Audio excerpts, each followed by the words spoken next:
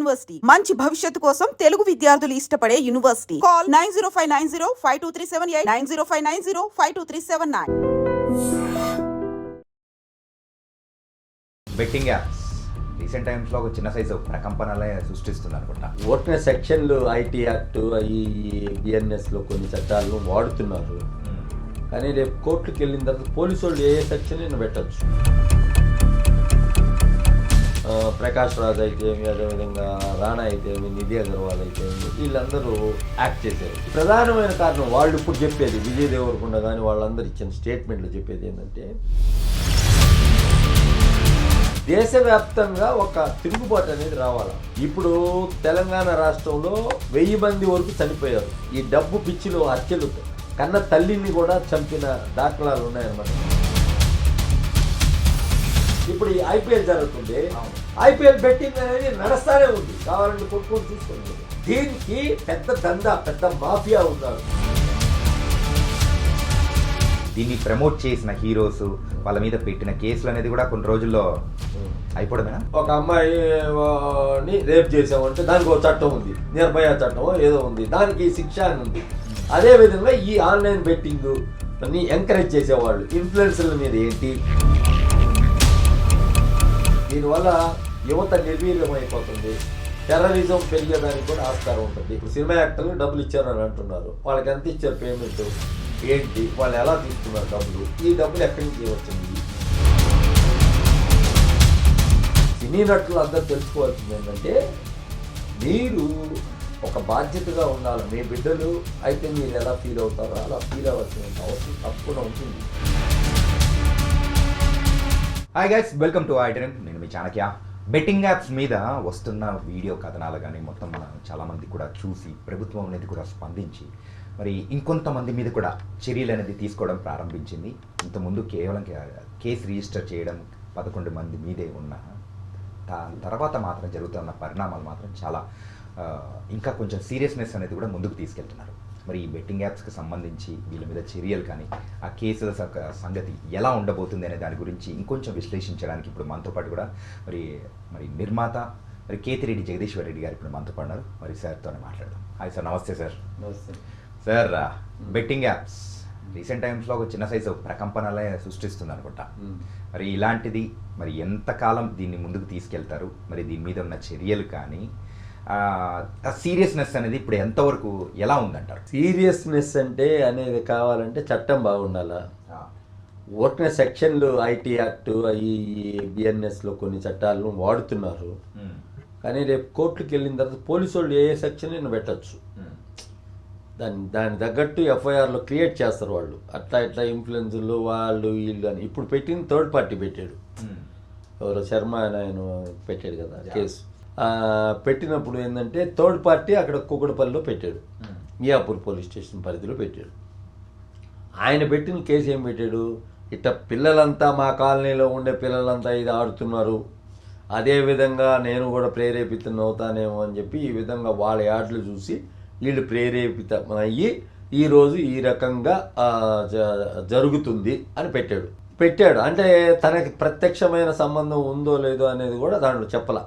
తను చూశాడు ఒక గ్రూప్ ఆఫ్ పీపుల్ ఈ విధంగా ఆ బెట్టింగ్కి బానిసలు అవుతున్నారు అని చెప్పి ఒక సోషల్ కాజ్తో అతను ముందుకు వచ్చాడు. దానికి మనం అంత సంతోషిస్తాం. కాకపోతే ఏంటంటే దీంట్లో వచ్చి ఈ సినిమా యాక్టర్లు ప్రకాష్ రాజ్ అయితే ఏమి, అదేవిధంగా రాణా అయితే ఏమి, నిధి అగర్వాల్ అయితే ఏమి, వీళ్ళందరూ యాక్ట్ చేశారు. At the same time Bombay ఆర్టిస్టులు కూడా చాలామంది చేస్తున్నారు. షారుఖ్ ఖాన్ చేశాడు, అదేవిధంగా పద్మవిభూషణ్ పదవులు పొందిన సచిన్ టెండూల్కర్ చేస్తున్నాడు. వాళ్ళందరూ కూడా చేస్తున్నారనమాట. దీనికి ప్రధానమైన కారణం వాళ్ళు ఇప్పుడు చెప్పేది విజయ్ దేవరకొండ కానీ వాళ్ళందరూ ఇచ్చిన స్టేట్మెంట్లు చెప్పేది ఏంటంటే దీన్ని స్కిల్ గేమ్ కింద, అంటే భారతదేశంలో 1968లో సుప్రీంకోర్టు ఒక జడ్జిమెంట్ ఇచ్చింది. ఆ జడ్జిమెంట్లో ఏముందంటే ఈ రమ్మీ అనేది స్కిల్ గేమ్, దీన్ని వచ్చి మనం గ్యాంబ్లింగ్ కింద పరిగణించకూడదు అని అంటారు. దాన్ని బేస్ చేసి వీళ్ళు ఇచ్చామని చెప్తారు. ఈరోజు మనం మాట్లాడితే దాన్ని అసలు సుప్రీంకోర్టే అలౌ చేసిద్ది. అలౌ చేసినప్పుడు మేమెందుకు యాక్ట్ చేయకూడదు అని చెప్పి వాళ్ళ వాదన వాళ్ళు వినిపిస్తున్నారు. దీనికి ప్రధానంగా ఏంటంటే దేశవ్యాప్తంగా ఒక తిరుగుబాటు అనేది రావాలి. ఇప్పుడు తెలంగాణ రాష్ట్రంలో 1000 మంది వరకు చనిపోయారు. అదేవిధంగా హత్యలు అయితే ఈ డబ్బు పిచ్చిలో హత్యలు కన్న తల్లిని కూడా చంపిన దాఖలాలు ఉన్నాయన్నమాట. వైజాగ్ లాంటి ప్రదేశాల్లో కన్న తల్లిని చంపాడు. ఆ సాఫ్ట్వేర్ తీసుకుంటుంటే, ఏది ల్యాప్టాప్ తీసుకుంటుంటే, అదేవిధంగా సెల్ ఫోన్ తీసుకుంటుంటే వాడికి దూరంగా పెడుతుంటే అమ్మనే తల్లినే చంపిన కేసు ఉంది మన దగ్గర. ఇలాగా ఉందన్నమాట. ఇంతకుముందు ఈ క్లబ్బులు ఉండేవి, అవి వచ్చి ఆఫ్లైన్ గ్యాంబ్లింగ్ అనమాట. ఆఫ్లైన్ గ్యాంబ్లింగ్ అనేది 68లో ఆర్డర్ ప్రకారం అలౌడ్. స్కిల్ గేమ్ కింద దాన్ని గుర్తించారనమాట. స్కిల్ గేమ్ అని అంటారు దాన్ని. పోలీసు వాళ్ళు డిస్టర్బ్ చేయకూడదు. అప్పుడు పోలీసు వాళ్ళు నలుగురు పోతే అప్పుడు స్టేట్ వర్సెస్ సత్యనారాయణ అని ఒక ఆయన కేసు వేసాడు, గ్యాంబ్లర్. వేసిన తర్వాత సుప్రీంకోర్టు ఈ జడ్జిమెంట్ ఇచ్చింది. స్టిల్లో ఏ రాష్ట్రంలో అయినా కూడా పేకాట క్లబ్బుల మీద కానీ పోలీసు వాళ్ళు రైడ్ చేస్తే ఈ సుప్రీంకోర్టు ఆర్డర్నే చూపిస్తున్నారు. యుగాల మారిని, చరిత్ర మారిని, దశాబ్దాలు మారిపోయినా కూడా సేమ్ సిస్టమ్నే చూపిస్తున్నారు. అది చాలా అది ఏంటంటే ఇప్పుడు వచ్చిన ప్రభుత్వం ఏంటంటే ప్రధానంగా చెప్పాలంటే నరేంద్ర మోడీ యొక్క ప్రభుత్వ ఆధ్వర్యంలో ఈ బెట్టింగ్ యాప్లకి ఈ ఆథరైజ్డ్ అని ఎందుకు ఈరోజు చెప్పగలుగుతున్నారు అని అంటే కొన్ని యాప్లు ఈ 28% దీనిపైన జిఎస్టీ ప్రభుత్వం కలెక్ట్ చేస్తుంది.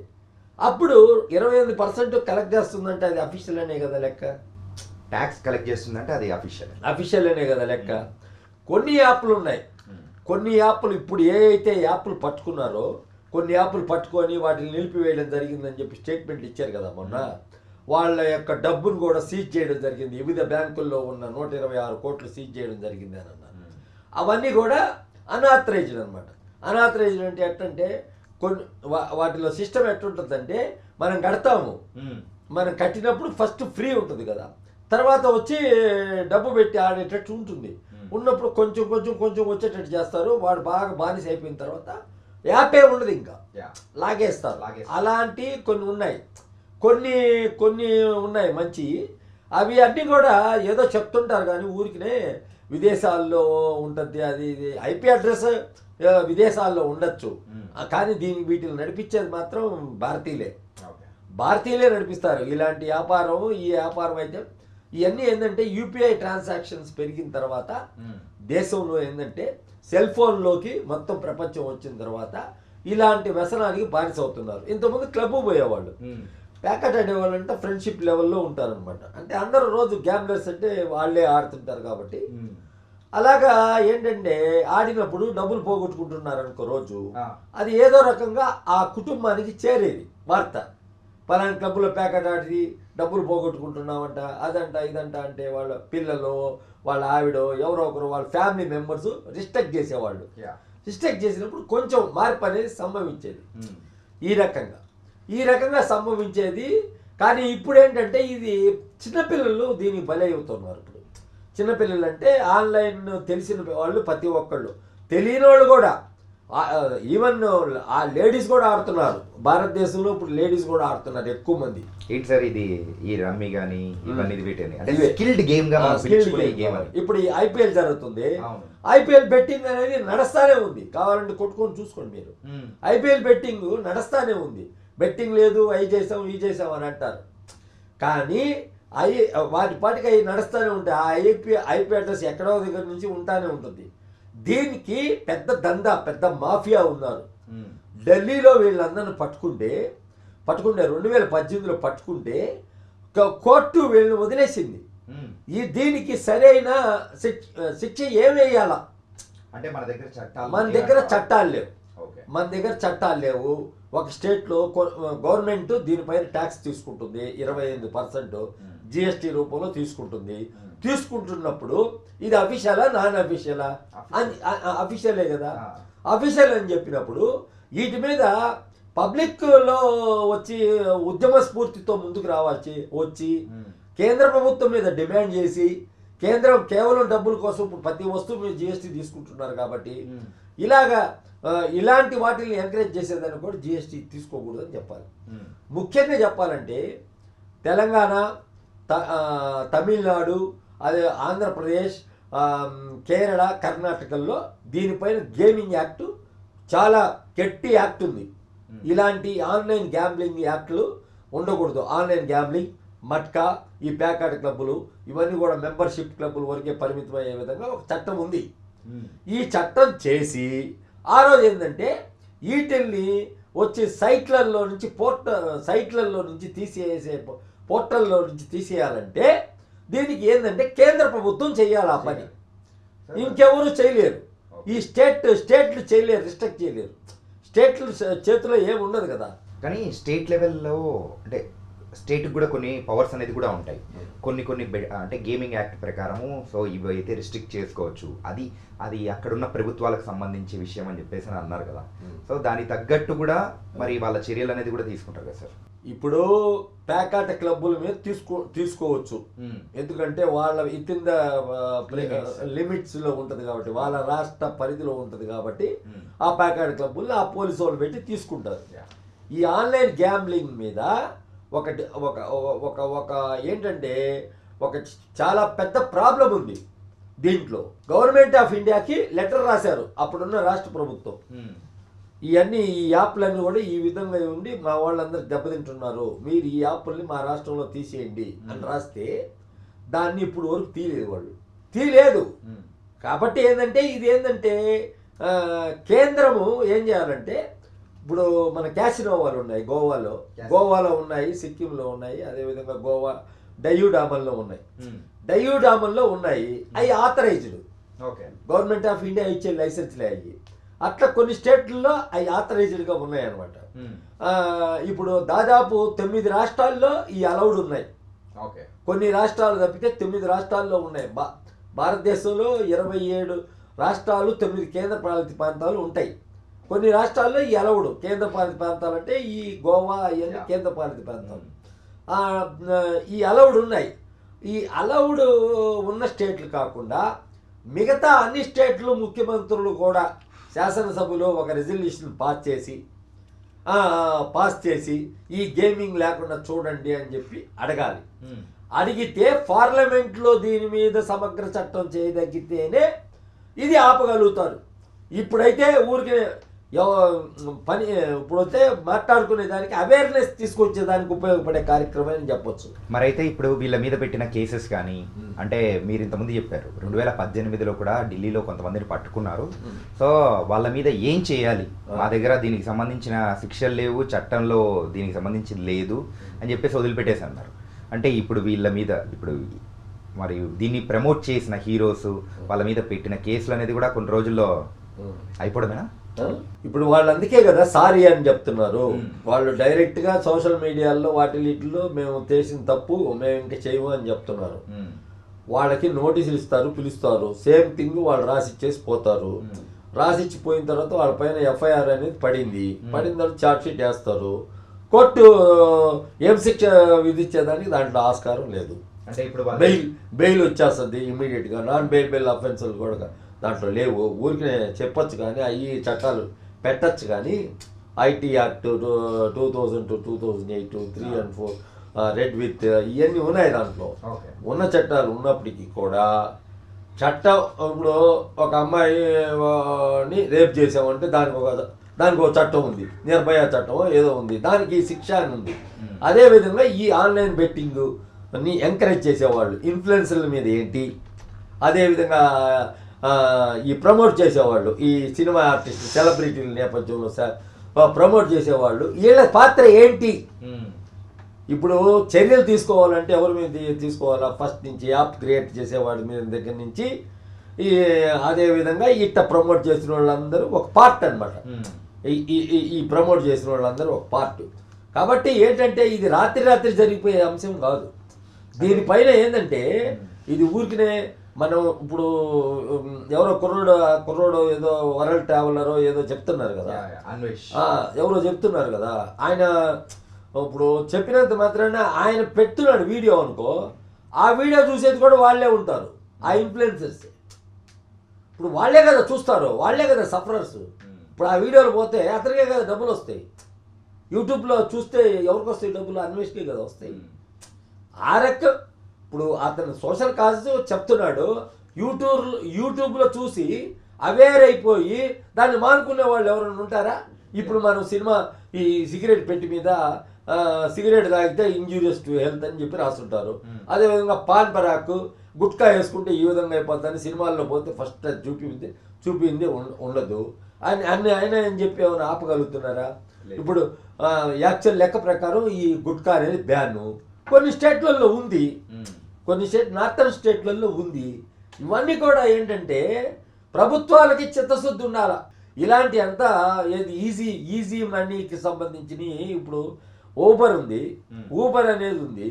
ఊబర్ అనేది ఇంటర్నేషనల్ బ్రాండ్. అక్కడ చూసి ఇక్కడికి వచ్చి ఓలా అని పెట్టారు. దాంతో అర్థమైంది మీకు? ఓలా అని పెట్టారు, బెంగళూరుకు చెందిన పిల్లకాయలు పెట్టారు. ఈరోజు అది కేవలం ఊరికే యాప్కి గూగుల్ ప్లే స్టోర్కి పే చేస్తే యాప్ క్రియేట్ చేసి పెడతారు. పెట్టిన తర్వాత వాళ్ళు ఎన్నో కొన్ని వేల కోట్లకి వెళ్ళిపోయారు ఆల్రెడీ. ఇప్పుడు డ్రైవర్లకి ఏదో మేము అవేర్నెస్ వచ్చేసింది అని అంటే ఇప్పుడు వాడు బుకింగ్ వాడు కదా ఇచ్చేది, బుకింగ్ వాడి యాప్లో పోతే వాడు వెళ్ళి చేస్తాడు కదా. ఇది ఇప్పుడు మన డిజిటల్ యుగంలో ఉన్నాం కాబట్టి ఇది డిజిటల్ మోసాలనే తప్పకుండా జరుగుతాయి. ఇప్పుడు చైనా గురించి చెప్తుంటారు ఎక్కువగా. చైనా ఇట్లాంటి పనులు చేయదు. ఆర్థిక నేరాలను పాల్పడే వాళ్ళని ఉరి శిక్ష అనేది అక్కడ శిక్ష. చైనాలో చిన్న దేశాలు ఎక్కడుంటాయో మ్యాపులు ఎక్కడుంటాయో కూడా తెలియవు. ఈ ఐపీ అడ్రస్లు అక్కడి నుంచి క్రియేట్ చేస్తారు. చేసేది మన భారతీయులే. వేరే వాళ్ళు ఎవరు చేస్తారు, అది చేస్తారు, ఇది చేస్తారు అని అంతా ఏం లేదన్నమాట. దీంట్లో క్రిప్టో కరెన్సీ లాగా, క్రిప్టో కరెన్సీ ఎక్కడ ఉంది ఆఫీస్ దానికి తెలుసా మీకు? ఇప్పుడు దాకా లేదు, అది రొటేషన్ రన్నింగ్లోనే ఉంటుంది అనమాట. అదే అలాంటిదే ఇది కూడా అలాంటిదే అనమాట. క్రిప్టో కరెన్సీ లాంటిదే. దీనివల్ల యువత నిర్వీర్యం అయిపోతుంది. టెర్రరిజం పెరిగేదానికి కూడా ఆస్కారం ఉంటుంది. వీళ్ళలో టెర్రరిస్టులు ఉన్నారు, ఎవరు ఉన్నారు, వీళ్ళకి బ్యాక్గ్రౌండ్ ఎవరికి చెందిందో, ఈ డబ్బులు ఎక్కడికి వెళ్తున్నాయో ఇవన్నీ కూడా తేలాల్సినంత అవసరం ఉంది. ఇప్పుడు సినిమా యాక్టర్లు డబ్బులు ఇచ్చారని అంటున్నారు. వాళ్ళకి ఎంత ఇచ్చారు పేమెంట్ ఏంటి, వాళ్ళు ఎలా తీసుకున్నారు డబ్బులు, ఈ డబ్బులు ఎక్కడి నుంచి వచ్చినాయి, ఏ బ్యాంక్ నుంచి వచ్చినాయి, అవన్నీ కూడా ఈడీ జిఎస్టీ ఇవన్నీ కూడా దీంట్లో ఇన్వాల్వ్ కావాలి. ఇన్వాల్వ్ అయితే ఈ సమస్యకి పరిష్కారం చేయాలంటే ఇప్పుడు మనం ఎన్నో చెప్తుంటాం. ఇప్పుడు డ్రగ్స్ కేసు ఉంది. అకుల్ సబర్వాల్ చాలా చిత్తశుద్ధిగా ఇక్కడ చేశాడు. చేసిన తర్వాత ఏమైపోయింది? అకుల్ సబర్వాల్ ట్రాన్స్ఫర్ అయిపోయాడు కదా. దాన్ని ఏమైనా డ్రగ్స్ కేసు వాళ్ళందరినీ విచారించారు. పోలీస్ కమిషనర్ ఆఫీసు మా 4 రోజులు హడావిడి నడిచింది. ఆ తర్వాత ఆ కేసులు ఏమైనాయి? ఎవరు పెడ్లర్స్ మీద అంటే యాక్ట్ లేదు. దానికి కూడా ఏంటంటే పెడలర్స్ మీద కేసు పెట్టాలా, తీసుకునే వాళ్ళ మీద కేసు పెట్టాలా అనేది చట్టం లేదు. దానిపైన మనసు కోర్టులో కేసు వేసాం. దీనికి చట్టం కావాలా అని. రీహాబిలిటేషన్ సెంటర్లు అంటే తీసుకునేవాడిని మార్పిచ్చే దానికోసం రీహాబిలిటేషన్ సెంటర్స్ చాలా తక్కువ ఉన్నాయి భారత్లో. తీసుకునే వాళ్ళు ఎక్కువైపోయారు. ఇప్పుడు డ్రగ్స్ తీసుకునే వాళ్ళు ఎక్కువైపోయారు, గంజా తీసుకునే వాళ్ళు ఎక్కువైపోయారు. వీళ్ళందరిలో మార్పు తీసుకురావాలంటే దానికి వచ్చి ఎయిమ్స్ అనే హాస్పిటల్ డాక్టర్లు ఒకటి తయారు చేశారు పర్ఫార్మర్. అవన్నీ కూడా సుప్రీంకోర్టులో ఇవ్వడం జరిగింది. వాళ్ళు ఇచ్చారు కాబట్టి అది కొంచెం నేషనల్ నార్కోటిక్ బ్యూరో అని ఉంటుంది. అది కొన్ని రాష్ట్రాల్లోనే ఉంటుంది. ఇప్పుడు బొంబాయి లాంటి దగ్గరే ఉంటుంది. ఈ సౌత్లో వచ్చి ఓన్లీ ఒక దగ్గర ఎక్కడ ఉంటుంది. అన్ని ఊర్లలో ఉండాలి. పెరిగిపోతున్న సమాజాన్ని బట్టి ఇప్పుడు కావాల్సింది law and order police, traffic police కాదు. ఆగితే హెల్మెట్ లేదని డబ్బులు వేసేవాళ్ళు కాదు కావాల్సింది. అది కూడా ఒక పార్టే. కానీ సైబర్ క్రైమ్స్ పెరుగుతున్నాయి కాబట్టి ప్రతి అనునిత్యం జనాలు దోపిడీకి గురవుతున్నారు కాబట్టి సైబర్ క్రైమ్ పోలీస్ స్టేషన్ ప్రతి రేంజ్లో ఉండాలి. ఇప్పుడు పంజగుట్టలో ఉండాలా, అక్కడ కానిస్టేబుల్ ఉండడం కాదు. ఆ పోర్టల్ యొక్క పనితీరు కూడా బాగలేదు. నిజంగా మెయిన్గా చెప్పాలంటే 1930 ఫోన్ చేస్తే ఆ 1930కి మనం ఫోన్ చేస్తాం. ఫోన్ చేసిన తర్వాత నరేంద్ర మోడీ గారు అదేవిధంగా అమిత్ షా బొమ్మ కనిపించి మీకు ఏ భాష కావాలా అని అడుగుతుంది. దాంట్లోకి వెళ్తాం. దాంట్లోకి వెళ్ళి మనం రిజిస్టర్ చేయగానే అది నెక్స్ట్ పేజీకి వెళ్ళటంలే, కంప్లైంట్ రిజిస్టర్ చేసుకునే పేజీకి వెళ్ళటంలే. ఎనీవే ఇదే సమస్య. ఇప్పుడు కొంచెం తెలిసిన వాళ్ళు కొంతమందికి కొంచెం చదువుకున్న వాళ్ళకే ఈ ఇబ్బంది ఉంటే అసలు చదువుకోని వాళ్ళకి ఎంత ఇబ్బంది ఉంటుంది? ఈ పోర్టల్కి కంప్లైంట్ ఇవ్వకుండా పోయే కేసులు ఎన్నో ఉన్నాయి. అట్లాంటి దానికి ఏం చేయాలంటే ప్రభుత్వము మిస్డ్ కాల్ ఇస్తే ఆ కస్టమర్ని తీసుకునే కంప్లైంట్ రాసుకొని రిజిస్టర్ చేసుకునే సిస్టమ్ రావాలి. మిస్డ్ కాల్ మెంబర్షిప్ అంటున్నారు కదా రాజకీయ నాయకులు ఏమంటున్నారు, మిస్డ్ కాల్ చేస్తే మేము మెంబర్షిప్ చేసేస్తాం మిమ్మల్ని అని అంటున్నారు కదా. అదే విధంగా మిస్డ్ కాల్ చేస్తే మేము ఈ దీంట్లో తీసుకునేటట్టు సైబర్ క్రైమ్లో. అదేవిధంగా ప్రతి పోలీస్ స్టేషన్, ఇప్పుడు పందిగుట్ట పోలీస్ స్టేషన్లో ఒక ఎవరో కూర్చొని ఉంటారు అంతే మనం వెళ్తే. అంతేగాని అలా కాకుండా దానికి ఒక సెక్షన్ ఉండాలి. పంజగుట్ట ఈ పోలీసుకి ఇన్స్పెక్టరు దానికి ఒక విభాగం ఉండాలి. ఉండి అనునిత్యం పరిశీలిస్తున్నారనమాట అన్ని రకాల ఈ సైబర్ క్రైమ్స్. ఒక్క దీంట్లోనే కాదు, ఇప్పుడు మనం దీంట్లో డబ్బులు పోగొట్టుకుంటాం కదా, దీంట్లో డబ్బులు పోయే కొద్దీ పక్కనే మనకి ఇంకో మెసేజ్ వస్తుంది, మీకు డిజిటల్ మనీ ఇమీడియట్గా ఇస్తాము అని. లోన్ యాప్స్లో ఊరికి అట్టు వెళ్తే ఎంత అని ఇచ్చేస్తాం. అవి అన్ఆథరైజ్డ్ ఉంటాయి అనమాట, అవి ఎక్కడ ఉండవు అనమాట. వీడేంటంటే కొన్నిసార్లు లోన్ యాప్కి వెళ్తే వాడంతా డబ్బు కట్టు ఇంత డబ్బు కట్టు మీకు ₹1,00,000 ఇస్తామని 3,000 4,000 లాక్కుంటాడు, 5 నిమిషాల్లో సైట్ మూసేస్తారు. ఇలాంటి మోసాలన్నీ తెలీదా వీళ్ళకి? ఇంత పెద్ద దేశాన్ని, ఇంత పెద్ద లార్జెస్ట్ డెమోక్రటిక్ కంట్రీని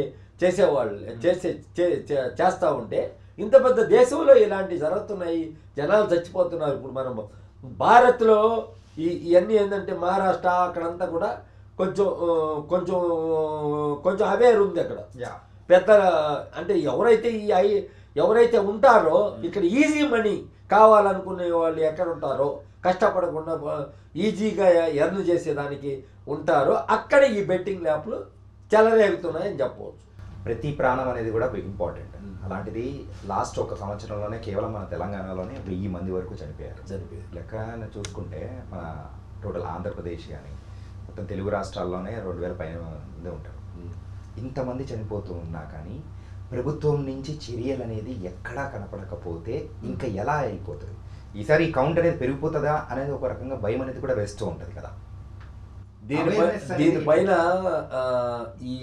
దీంట్లో సోషల్ మీడియా ప్లాట్ఫామ్ల మీద చెప్పడము అది దానివల్ల పరిష్కారం జరగదు. దానివల్ల ఏం జరుగుతుంది పరిష్కారం? కింద చూసారంటే మీరు కామెంట్లలో ఆయన పెట్టిన మంచి ఉద్దేశంతో పెట్టిన వాళ్ళందరినీ ఆడుకుంటున్నారు జనాలు. జనరల్గా చెప్పాలంటే ఇప్పుడు జనరల్గా చెప్పాలంటే ఆడుకుంటున్నారు. అంటే ఏంటంటే వాళ్ళకి తెలుసు ఏం చేయలేరని, యాక్ట్ లేదని. మీరు ఇప్పుడు కావాలంటే వెబ్సైట్లో దాంట్లో చూడండి, కొట్టి is there any act for gambling అని కొట్టి చూడండి. లేదు, చట్టమే లేదు దానికి. ఈ ఆన్లైన్ గ్యాంబ్లింగ్ ఇంకా చట్టం రాలా. చట్టం చెయ్యాలి, వీటిని రిస్ట్రిక్ట్ చెయ్యాలి. చేసినప్పుడే నిర్వీర్యం అయిపోతున్నారు, పిచ్చి పడిపోతుంది జనాలు. కొంతమంది ఆత్మహత్యలు చేసుకుంటున్నారు, కొంతమంది హత్యలు చేస్తున్నారు. డబ్బు ఎలాగైనా సంపాదించాలని దిగజారుడుతనానికి నడుస్తున్నారు యువత. భారతదేశానికి భావి భవిష్యత్ తరాలై ముందుకెళ్లాల్సిన ఈ యువతరం ఇప్పుడు ఈ విధంగా ఈ బెట్టింగ్కి, ఈ గంజాయికి, ఈ డ్రగ్స్కి, ఈ పబ్ కల్చర్కి, వీటికి బానిసలైపోతున్నారు. దేశం అభివృద్ధి చెందిందని అని చెప్తుంటారు. అభివృద్ధి చెందే రకంగా లేదు. యువత నిర్వీర్యం అయిపోతున్నారు. ఈ ఏరే దేశాల్లో ఉండవు ఇవన్నీ. మన దేశంలో చిన్నపిల్లలు కావాలంటే చూడగలుగుతారు ఏం కావాలన్నా. ఏది ప్రోన్ వీడియోస్ అవి ఇవి బ్యాన్ చేశారు భారతదేశంలో. అయినప్పటికీ కూడా కొన్ని వస్తాయి. వచ్చినవి మన దేశంలో చూడగలుగుతారు. అదే అమెరికాలో వాళ్ళ ఫాదర్లు మదర్లు కేర్ తీసుకొని పిల్లోళ్ళు ఏం చేస్తున్నారు చూసుకొని ఇంటర్నెట్ కట్టర్స్ ఇంట్లో పెడతారు. స్విచ్ ఆఫ్ చేస్తే ఇంటర్నెట్ రాదు వాళ్ళకి, ఏమి చూడలేరు. టీవీలో కూడా చూడలేరు వాళ్ళు. టీవీలో కూడా చూసేదానికి లేదనమాట. మన దగ్గర బిగ్ బాస్ లాంటి ప్రోగ్రాంలు, బిగ్ బాస్ అని చెప్పి 100 days అబ్బాయిల్ని రూములు వేసి వాటి మీద డబ్బు సంపాదించుకుంటా. అది విదేశీ సంస్కృతి.